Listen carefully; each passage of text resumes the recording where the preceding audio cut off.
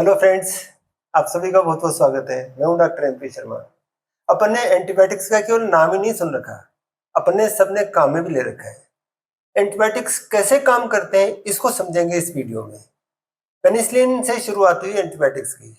Penicillium नामक fungus में खोजा गया और परिभाषा ये दी गई, एक प्रकार के माइक्रोब से निकाले जाते हैं, दूसरे प्रकार के माइक्रोब को समाप्त करते हैं। माइक्रोब से पैदा होते हैं, माइक्रोब दूसरे को समाप्त करते हैं। लेकिन अब ये डेफिनेशन लागू नहीं है, क्योंकि बहुत सारे ऐसे एंटीबायोटिक्स हैं जो प्रयोगशाला में बनाए हुए हैं, सिंथेटिक हैं, किसी माइक्रोब से निकाले हुए नहीं है। ये कॉमन पैथोजेंस हैं, इनके कारण रोग उत्पन्न होते हैं। वायरस के कारण रोग उत्पन्न होता है, लेकिन इनके लिए जो मेडिसिन दी जाती है उनको एंटीवायरल कहते हैं, एंटीबायोटिक्स नहीं कहते। इसी तरह से फंगल इन्फेक्शन होते हैं और इसमें जो मेडिसिन काम में ली जाती है उनको एंटी फंगल कहते हैं। जब बैक्टीरिया का इन्फेक्शन होता है तो इनके लिए जो मेडिसिन दी जाती है वो एंटीबायोटिक्स कहलाती हैं। एंटीबायोटिक्स केवल बैक्टीरिया का इन्फेक्शन ठीक करती हैं, लेकिन दूसरे इन्फेक्शन में भी दी जाती हैं, सेकेंडरी इन्फेक्शन रोकने के लिए कि बैक्टीरिया का इन्फेक्शन और नहीं हो जाए, इसके लिए दी जाती है। हमारे शरीर में पैथोजेंस का प्रवेश एक सामान्य बात है। भोजन के साथ में, पानी के साथ में, हवा के साथ में रोज प्रवेश करते हैं, लेकिन उनको हमारा इम्यून सिस्टम समाप्त कर देता है। मुख्य रूप से दो विधियां काम में ली जाती हैं। एक फेगोसाइटोसिस, हमारे ब्लड में फेगोसाइट्स हैं, भक्षाणु कोशिकाएं हैं, जैसे न्यूट्रोफिल्स हैं, मोनोसाइट्स हैं। ये एक भक्षाणु कोशिका है, ये बैक्टीरिया के पास में आती है और उसको खा जाती है, खाकर पचा देती है, नष्ट कर देती है। दूसरा तरीका, इसमें एंटीबॉडीज की सहायता ली जाती है। ये एंटीबॉडी का एक मॉलिक्यूल है वाई के आकार का। खास तरह के एंटीजन के अगेंस्ट में खास तरह के एंटीबॉडी होते हैं। एंटीजन पाए जाते हैं पैथोजेंस की सतह पर, जैसे बैक्टीरिया है, इसकी सतह पर एंटीजन पाए जाते हैं और इन एंटीजन से जुड़ते हैं एंटीबॉडीज। ये एक एंटीबॉडी दो एंटीजन से जुड़ गया, एक एक बैक्टीरिया पर है, दूसरा दूसरा बैक्टीरिया पर है। इस बैक्टीरिया से एक और एंटीबॉडी जुड़ गई, इस बैक्टीरिया से एक और एंटीबॉडी जुड़ गई। इस तरह से पूरा एक जाल बन जाता है और जाल बनने से ये बैक्टीरिया जो इनसे जुड़ गए वो निष्क्रिय हो गए, अब वो कुछ नहीं कर सकते और फिर इस बड़े मॉलिक्यूल को फेगोसाइट खा जाती है। तो मान लें किसी व्यक्ति के बैक्टीरिया का इन्फेक्शन होता है और उस बैक्टीरिया के अगेंस्ट में एंटीबॉडी नहीं बनी हुई है, तो एंटीबॉडी की सहायता से नहीं मरेगा वो, फेगोसाइट्स खाएंगी। लेकिन बैक्टीरिया स्ट्रोंग है, उसकी संख्या तेजी से बढ़ रही है, 1 से 2, 2 से 4, 4 से 8, 8 से 16, बहुत तेजी से बढ़ रही है। तो फेगोसाइट्स जिस दर से खाती हैं वो दर तो कम है और संख्या तेजी से बढ़ रही है। ऐसी स्थिति में एंटीबायोटिक्स की आवश्यकता पड़ेगी। अब एंटीबायोटिक्स कोई पॉइजन तो है नहीं, ये खाया और सारे बैक्टीरिया मर गए। बैक्टीरिया की लाइफ साइकिल जब हमारे शरीर में होती है तो ये स्टेप्स होती हैं। डीएनए से डीएनए बनता है, डीएनए से आरएनए बनता है, आरएनए से प्रोटीन बनती है, सेल के ऊपर मेम्ब्रेन बनती है, सेल वॉल बनती है और दूसरे पदार्थों का भी संश्लेषण होता है। एंटीबायोटिक इनमें से किसी एक स्टेप को रोकती हैं और बैक्टीरिया के गुणन को रोक देती हैं या बैक्टीरिया को कमजोर कर देती हैं। अपन उदाहरण से एक एक करके समझते हैं। ये सारे स्टेप्स हमारे में भी होते हैं, लेकिन हमारे एंजाइम्स अलग होते हैं, बैक्टीरिया के एंजाइम्स अलग होते हैं, इसलिए हमारा कोई काम नहीं रुकता है। जब कोई सेल डिवाइड होता है तो उसका आनुवंशिक पदार्थ डीएनए डबल होता है और डीएनए से डीएनए का बनना रेप्लिकेशन कहलाता है।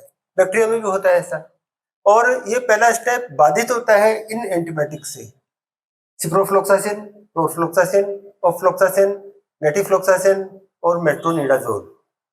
ग्रोथ के लिए डीएनए से आरएनए बनता है, आरएनए से प्रोटीन बनती है। पहले बात करते हैं अपन डीएनए से आरएनए। इसको ट्रांसक्रिप्शन या अनुलेखन कहते हैं और यदि यह क्रिया रुक जाए तो आरएनए नहीं बनेगा, आरएनए न बनने के कारण प्रोटीन भी नहीं बनेंगे।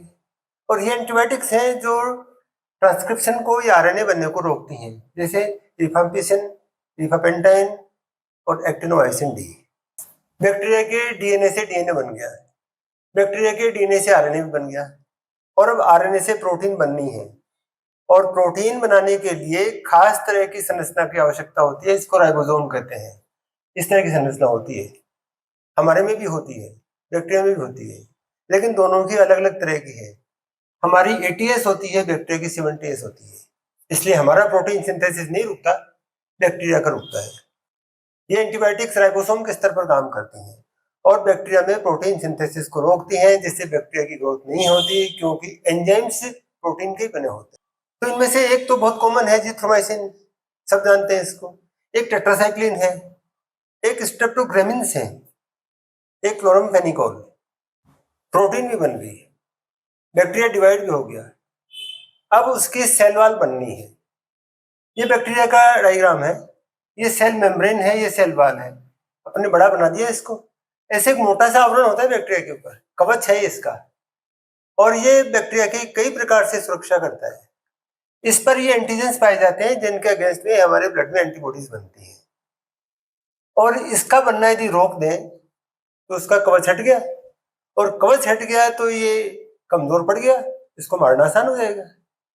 और ये कुछ एंटीबायोटिक्स हैं जो रोकती हैं सेल वॉल का बनना। जो सबसे पहले एंटीबायोटिक था वो सेल वॉल का बनना ही रोकता था, पेनिसिलिन, वैंकोमाइसिन और बेसिट्रासिन।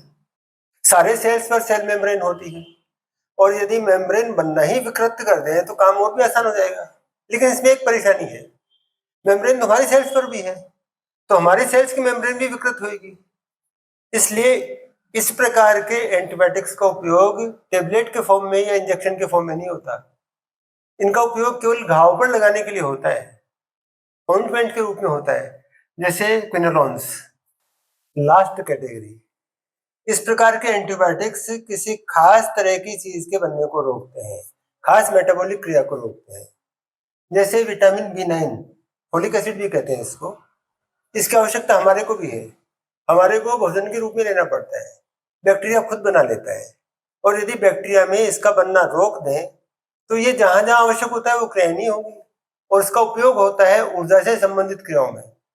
तो ये नहीं बनेगा तो बैक्टीरिया कमजोर पड़ जाएंगे, और कमजोर पड़ जाएंगे तो उनको मारना आसान हो जाएगा। और इस प्रकार के एंटीबायोटिक्स के ये उदाहरण है, ट्राइमिथोप्रिम जो बैक्टीरियम और सेप्ट्रॉन में पाया जाता है, ट्राइमेथोप्रिम और सल्फोनामाइड। अब सारी चर्चा का निष्कर्ष क्या है? एंटीबायोटिक्स कोई पॉइजन नहीं है जो बैक्टीरिया को मार देंगे, वो बैक्टीरिया के गुणन को रोकेंगी, उनकी संख्या बढ़ने को रोकेंगी, उसको कमजोर कर देंगे, जिससे उनका मारना आसान हो जाएगा।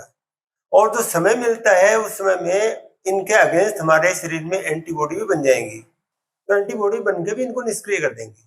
अब चलते चलते एक आवश्यक बात, यदि ये वीडियो आपको अच्छा लगा हो तो इसको लाइक करें और शेयर करें, साथ ही चैनल को सब्सक्राइब भी करें।